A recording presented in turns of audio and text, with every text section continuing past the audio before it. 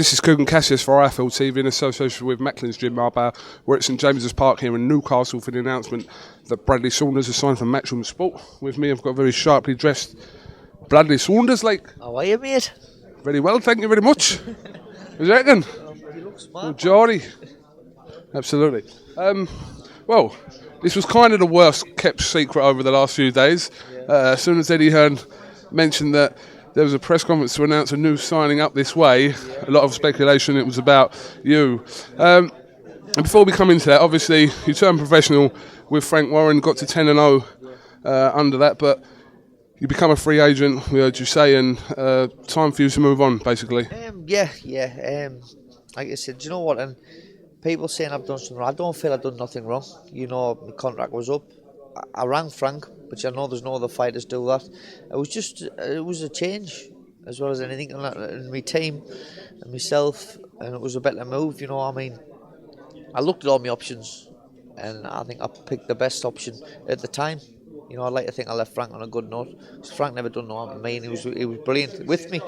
You know, but it was business. It's all it was, business. You know, and people say loyalty this, loyalty that. People don't forget this. I was a free agent. You know, I haven't jumped ship. I haven't done nothing like that. And some of my best friends haven't been loyal to me. And these businessmen, mate, there's much loyalty there. You know, if I was no good, I'd be at the bottom of the pile. So I just thought this was it was a business, and that's what we done. We're here now. We are here now, indeed. And like I said, we're at St James's Park, and obviously, I know what Eddie Hearn's like. He'd be thinking of you headlining some sort of world title fight next year or something. But, I mean, listen, there's a long way to go until you reach those stages. You're 10 fights in. I know you've got aspirations to sort of move as quick as you have been. I want to learn. You know, people think, oh, you're ready for world title now.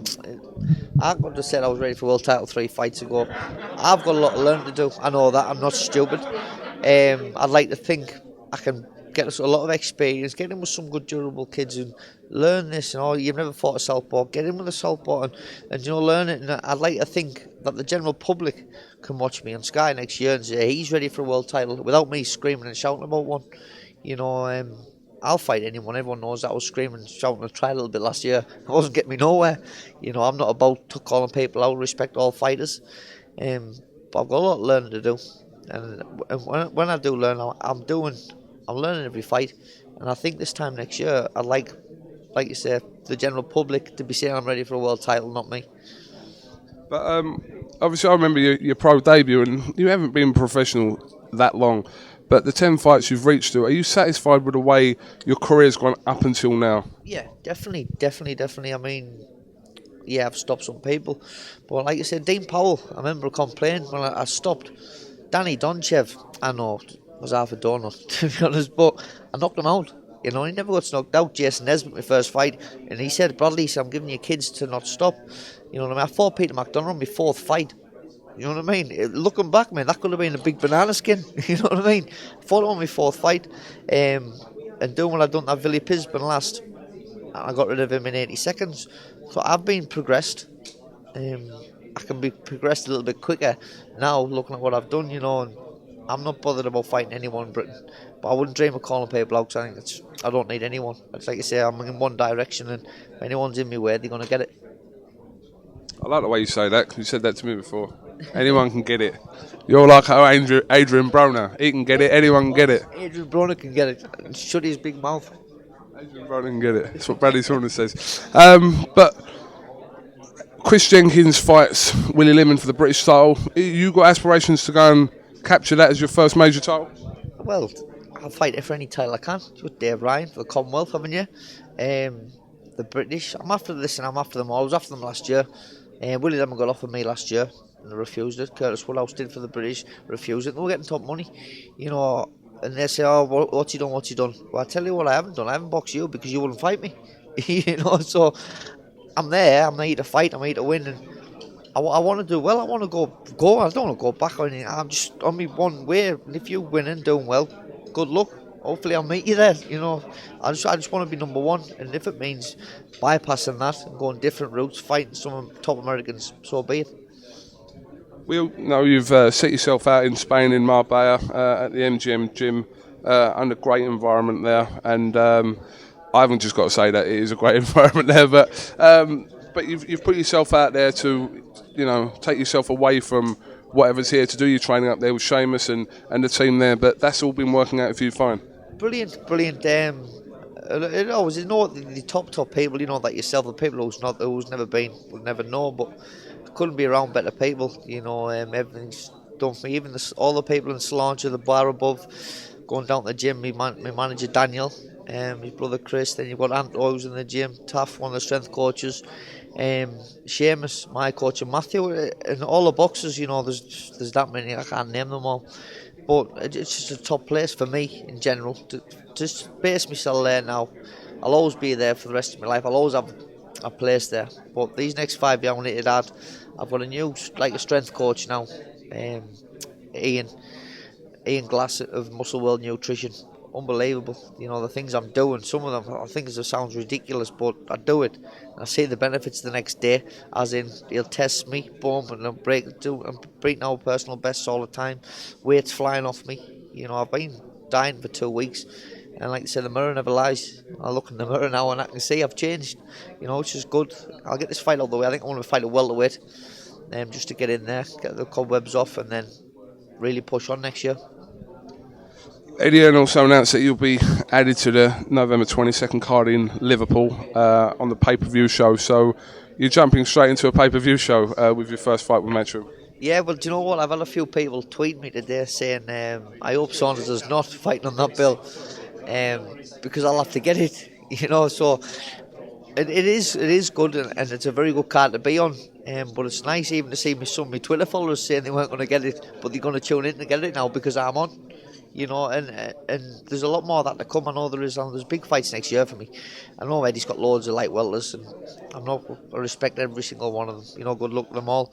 And if they want to fight, I'm not going nowhere. But I'd like to think I'm on a direction and I'm in one way, and I don't want to go anywhere else. And if they're in that route, that's opponent-wise, have you discussed with Eddie who you'll be having this 8-rounder with in Liverpool? No, I just said any welterweight. So just get me a welterweight, mate. Any names been mentioned though? No, nothing at all. But we know what it is. Obviously, this is just to get you out. He said he wanted to keep you active this year, so this was the last opportunity he had to stick you on a card. It's brilliant for a little boy. This isn't for Christmas. You know what I mean? Nice to get out there, showcase, and let everyone see what's to come. What's going to come next year. I'm just going to go out there and do my thing. Welterweight or not, I'm still going to let them go. You know what I'm saying? I'm going to go out there and say, listen, I want to let them go, mate. And if he's going to go the journey, he's gone. A touted date for the first show in Newcastle for Matchroom and Sky Sports is on the 4th of April at the Metro Arena, so somewhere you've boxed before and know very well. But that's the show Eddie's talking about. Anthony Joshua coming also to Newcastle, so that could be a special night in Newcastle. Yeah, it will be. It won't can be. It will be. I do very well there myself now, but there's a lot of people in Newcastle who don't know, whether they know me, but they don't know the boxing's on. It's just because the word maybe it's not out there as much. I'm known to every single boxer in the world. I like to think I am through Box Nation. Brilliant. But I think now I'm going to be known more to the general public. The darts players, footballers, dominoes, fishermen, whatever it is. And I think that's maybe what we need for our career and my team in general. How old are you? 28. 28. Listen, we know at what age you turn professional. Like I said, is that part of the reason why you need to be doing stuff now? If you feel like you're ready to make steps to world level, whatever, you want to be doing it now? No, I think boxing goes on a lot later now, doesn't it? Look at Floyd Mayweather's and Hopkins and all them. And I think a lot of the top ones, Carl Froch, very, very, very good. Look at him, he's 33 before he did anything properly, and then he motored on. I can still take steps. I've got a lot to learn. But I'm just in a bit of a hurry, Anna. Listen, it's not, a lot of people suggest that I turn professional as well, Bradley, and I'm 33 now, but I'm not getting any younger, but still. I think you look younger. I do. Thank you very much. Thank you very much. So you're losing that weight. Have you got a missus yet or not? Yeah, got a new missus on the firm. I have. I'll show you a picture of her in a bit. Oh, she's got a clothes on. Do you want to see a picture? Do you want to see a picture of her? Yeah, go on. Wait there. Now, just be honest. I'll show you her. This is her, right? Where is she? Where is she? There she is. What do you reckon? Oh, that's not bad at all, that, mate. That's not your missus. That is. It's not your missus, mate. That is my missus. I'm not having that being your missus. I'm not having it. Listen, there's a compliment in there somewhere, but that's her. That's her. You've done well, mate. Done all right, Coolman's sir. done well. Do you know what? I'm going to bring her out to Marbella. Are you? Yeah. She won't want to come home, mate. She'll leave me there. No, she'll leave me there. But no, I heard like Seamus has got a new missus. So my plan is to... Seamus is texting your missus. Listen, Seamus don't do missuses. Seamus has got... Listen, we spoke about Seamus's love life, but my plan, Seamus, if you're listening, I want to bring my missus out to Marbella and I want to go on a double date with Seamus and his missus. That would be tremendous. I want you to film it. Listen, I'll come with you, mate. I'll interview you all. Seamus hasn't agreed to this, but this is what we're looking to do. Well, listen, I'm going to do it. We're going to have to do it now, mate. Definitely. Seamus, if you're up for it, that little bird you've been texting, as Bradley says, we'll bring her up and we'll do a little double date. Listen, Seamus has been texting a few, you know. Well, he has been texting a few. He hasn't. If Seamus' missus is watching this, he hasn't. He's only been texting you. The best text messenger in the world. I'm the quickest, mate. I'm the quickest. That doesn't bode well for Seamus. But listen, like I said, it's exciting times for you. New chapter in your career. And like I said, it's interesting to listen to talk about people like Chris Algieri. Do you know what? When I do well, I'll get Seamus a missus. Won't I? He won't leave off about Seamus' missus. Seamus is on me. He's already got one, mate. He's in love. Leave him alone. He doesn't do women. He texts them. I want to get him a proper one. You watch.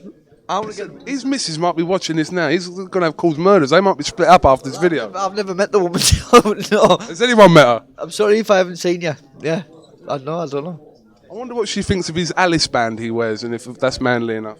Tennis player. I think he likes tennis. Got that hair, isn't he? Yep. He's still a good coach, though, isn't he? He's a great coach. He's a great coach. But I was saying to you, interesting to mention names like Chris Algieri, who's fighting Manny Pacquiao next weekend as well, the same night as you're fighting as well. But these are the sort of fights next year that you're going to be chasing. I want to chase anyone who's supposedly better than me. Well, they are better than me, aren't they? But I just think Algieri, 20 fights, stop 4. I can take chances, take risks, take a few shots, and I can compete at that level. You know, I can't see me getting outboxed of anyone. I've been outboxed in my life, you know, so I'd happily jump into fights like that. Any big fights, imagine them getting a Mia, you know, fighting for a world title or something. You're on about pay-per-view fights, aren't you? You know, in a few years' time, and that's what I want to be involved in. You know, something like that. I don't fancy fighting that Planovnikov Russian fella. Like, hey, listen, I'll give him a miss for a little bit, right? But He looks like he loves a war. oh, listen, he's just better off avoiding him. He just can go somewhere else. You know what I mean? But other kids who's just like that, I feel like I can compete with them. And like going back to I've never been outboxed in my life. I beat Olympic champions, world champions in the amateurs. I just couldn't see how that man could outbox me. You know, he doesn't hard enough to deter me. So I just think I'd probably be an headache for him, wouldn't I? All right, well, listen, Bradley Saunders, thanks for talking to Eiffel TV. Great to be up here. We're on our way back and shortly anyway, so I'll probably see you in Spain before I do up here again. Oh, man. I might do. I might come up there early next year. MGM's work does in Newcastle. MGM work do in Newcastle. December the 13th, I think, mate. Don't know if we're here. Don't know if we're here. But listen, thanks for talking to us. That's a bit of a rascal scarf you got on there, though. I can pull that off, mate. Look at this, look.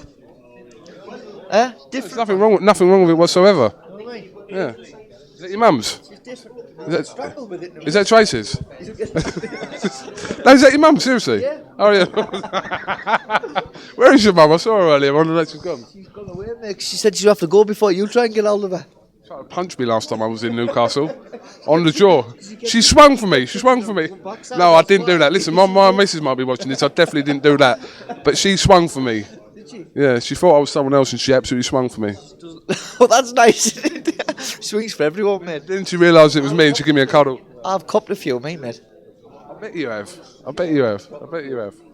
All right, listen, thanks for talking to Eiffel TV. Brilliant. Best of luck, like I said, in this new chapter, and we'll hopefully catch up with you soon. Brilliant. I'd like to thank Daniel, Seamus, Ian, and everyone who's helped us from the gym back home. Say sorry to Seamus' bird now. Sorry, Seamus's bird. If you exist. Thank you very much.